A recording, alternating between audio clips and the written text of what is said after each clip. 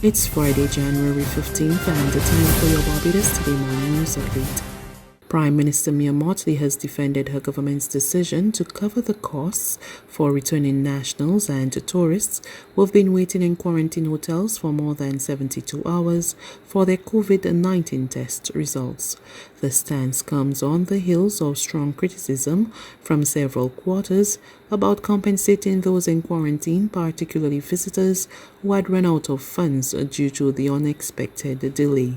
How do we believe that the very thing that predominantly, yes, visitors from overseas, but visitors from Bajans returning home to see family at Christmas, Caribbean people passing through here or coming to see people, how do we believe that we know that we have done something that falls short of what it should, and that we should just turn our face away and do not offer any form of satisfaction?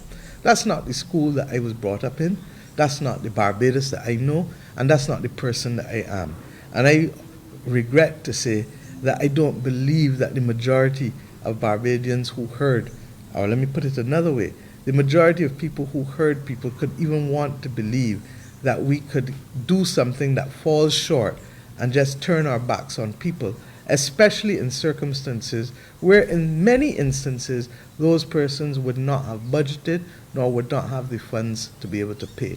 The thought of hotels having and hoteliers having to have a crisis of conscience as to whether they go to the police or whether they write off and don't accept the fact or accept the fact that they will not get paid for that night or those nights is something that would not work well, especially if you have to turn around and then pay the workers and to pay everyone else. Speaking during a press conference last night, the Prime Minister also explained the rationale to offer visitors who were unable to experience the island due to the delay a free trip back to Barbados. For us to buy tickets for 400 persons to return to Barbados is not because we feel like being idle, but if a person has come here and they are staying in a 10 by 12 room or a 10 by 14 room, they have not been able to leave that room for 8 days, 9 days, 10 days, 6 days, but we're expecting to leave it within 2 to 3 days. The first thing we have is the inability for the person to be able to enjoy what they thought they were going to be able to enjoy.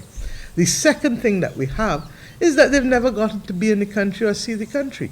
And therefore, you would know that if a government is going to negotiate bulk rates for large numbers, it is not going to be the same thing that you are going to pay to as an individual to a tour operator or to an airline. But apart from anything else, if we were going to have to resolve this issue, ask yourself what it would cost the government of Barbados to buy electronic advertising on CNN, BBC, ABC, CBS, NBC. Ask yourself what it would cost us to buy half-page or whole-page ads from the New York Times to the Washington Post to the London Times to all of the major Toronto Sun, etc. Barbadians are still not adhering to the COVID-19 protocols, especially when they get in their comfort zones, and it's creating headaches for health authorities. Head of the COVID-19 monitoring unit, Ronald Chapman, tells Barbados Today, while he has seen a general improvement in the behavior of residents in public, persons will still be complacent when in familiar surroundings, and he's advising persons not to drop their guard when around family members or friends. So we've been having a lot of changes. There are a lot of people who are now using masks. There are persons who have been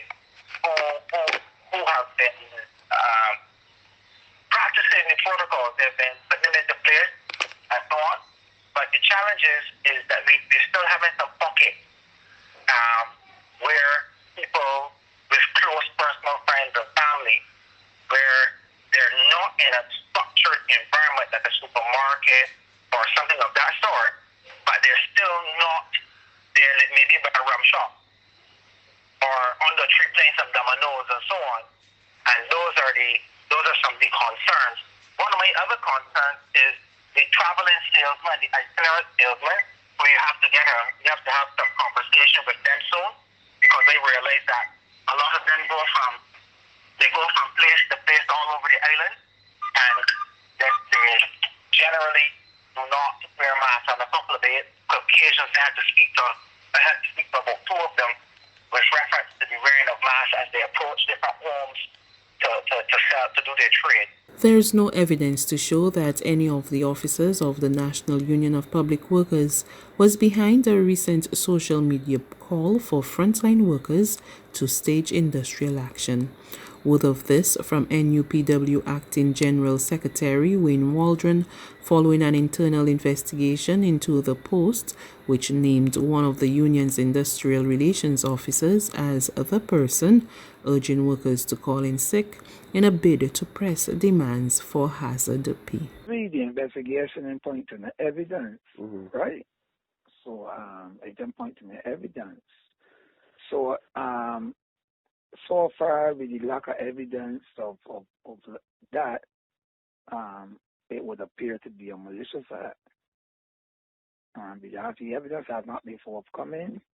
There was an original one that we saw that didn't have anything to do with industrial thing, but then there was a one where this was an add-on, right? Reporting under the officer's name. So it's the second one that became contention. The first one did not have anything really to do with thing, but the ultimate part of the article is where this part seemed to have been inserted. I saw two versions of it. One is it, and then one with this additional thing with this action. And even so, we in our lifetime that is not the strategic way to look at any action, whether it be hard action or soft. Opposition leader Bishop Joseph Atherley says Paul Gibson's move to join the ranks of the Democratic Labour Party will not hurt the People's Party for Democracy and Development. Yesterday, DLP President Verla de Pisa announced that Gibson, who also contested the 2018 general election as a candidate for Solutions Barbados in St. Michael's South, had joined the DLP this week. But Bishop Atherley tells Barbados Today he was aware of Gibson's intention to leave the PDP about a month ago. He indicated about 3 weeks ago. 4 weeks ago, that he was thinking in terms of going to have the Democratic Party build the party. So I wished him well, and told him that is every man's choice so far as political participation in Barbados is concerned. So whether it's official notice or not, it's neither here nor there. The fact is, he did indicate about 3.5 weeks ago that he was thinking of going to join them. So we wish him well. We don't see it as a blow, and I don't call into question a man's decision as to how he's to make his contribution to his country. There's regional and international news after this short break.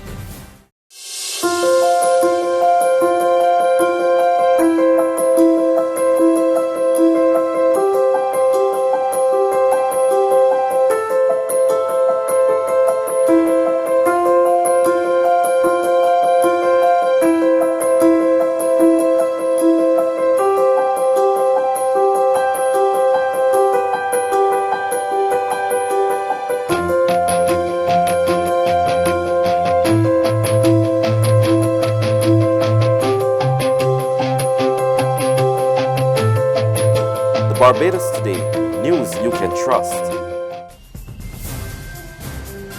To news from the region, St. Lucia is experiencing its third epidemiological wave of the COVID-19 pandemic. Chief Medical Officer Dr. Sharon Belmar-George made the disclosure last night in an update to the nation. She told residents the situation was as a result of social activities during the holiday season and other factors. From January 2021, we have been managing our third wave of COVID-19. This increase is attributed to the increased social activities during the month of December 2020, an increase in incoming travelers, breaches to home quarantine. We had a total of 1,492 persons on home quarantine during the month of December, with many breaches during that period of persons not staying in. The other risk is visitors at hotels and the illegal entry at the borders. The increases that we are noting at this time, and today is the 14th, it's exactly 14 days since the New Year's celebrations that we noted. We anticipated those increases in January due to the increased transmission during the month of December. And we expect to continue managing these increased numbers throughout the month of January. During the contact tracing process that we've done during the month of January, we note the increased number of contacts per person due to the attendance of multiple activities, lack of adherence to face masks, and physical distance requirements.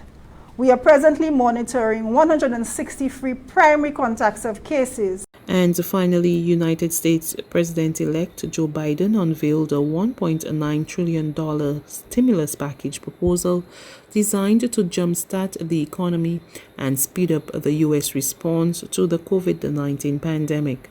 The wide-ranging package is entitled the American Rescue Plan. I will lay out our vaccination plan to correct course and meet our goal of 100 million shots at the end of my first 100 days as president. This will be one of the most challenging operational efforts we have ever undertaken as a nation. We'll have to move heaven and earth to get more people vaccinated, to create more places for them to get vaccinated. Our rescue plan also includes immediate relief to Americans hardest hit and most in need. We will finish the job of getting a total of $2,000 in cash relief to people who need it the most. The $600 already appropriated is simply not enough. We just have to choose between paying rent and putting food on the table. We'll also provide more peace of mind for struggling families by extending unemployment insurance beyond the end of March for millions of workers. That means that 18 million Americans currently relying on unemployment benefits, while they look for work, can count on these checks continuing to be there. That's news. But for the very latest, visit us at www.barbadostoday.bb. You can also subscribe to our e-paper, email updates, or like us on Facebook, and sign up for our breaking news alerts via WhatsApp. We're also on Izumi Media in bus terminals, as well as screenplay at supermarkets and gas stations near you. And you can also hear us on Mix 96.9 FM and Capital Media HD 99.3 FM.